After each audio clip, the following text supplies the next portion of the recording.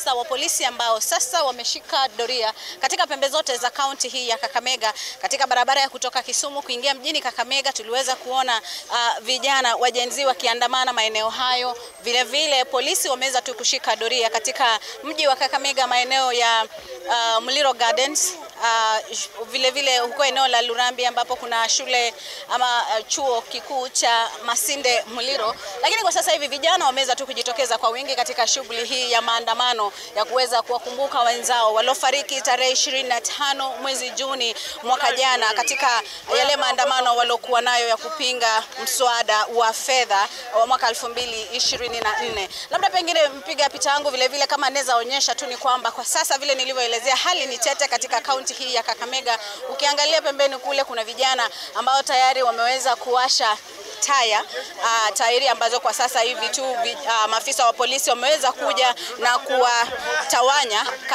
kwa kuwarushia vitoza machozi ili kuweza tu kuhakikisha kwamba hali ni tulivu sana katika eneo hili. Kama nilivyosema, maandamano yanaendelea tu kwa sasa, na hivyo basi sisi tutaendelea tu kutupia jicho kuweza kuona ni kipi ambacho kinajiri maeneo haya. Ikumbukwe kwamba kaunti ya Kakamega mojawapo ya ambazo ziliweza tu kushuhudia vifo ambavyo viliweza kuripotiwa hapa katika kaunti ya Kakamega.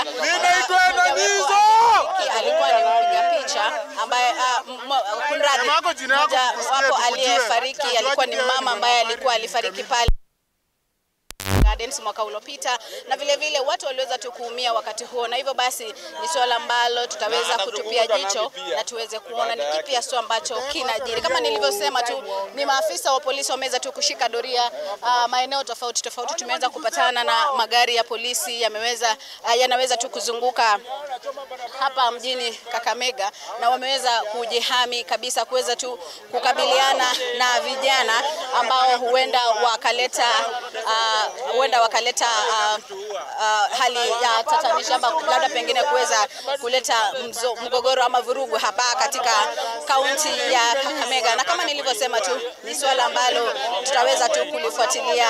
Vijana wanasema kwamba wamekuwa wakirushiwa wakipigwa risasi, but sasa ni kitu ambacho tutaweza tu kufuatilia, lakini kwa sasa hali ni tete na tunaendelea kutupia jicho kuweza tu kuona ni kipi hasa ambacho kitajiri maeneo haya, na vile vile watazamaji wetu wa TV47 basi tutaweza kueleza kitakachokuwa kinajiri maeneo haya. Narudisha kwa studioni.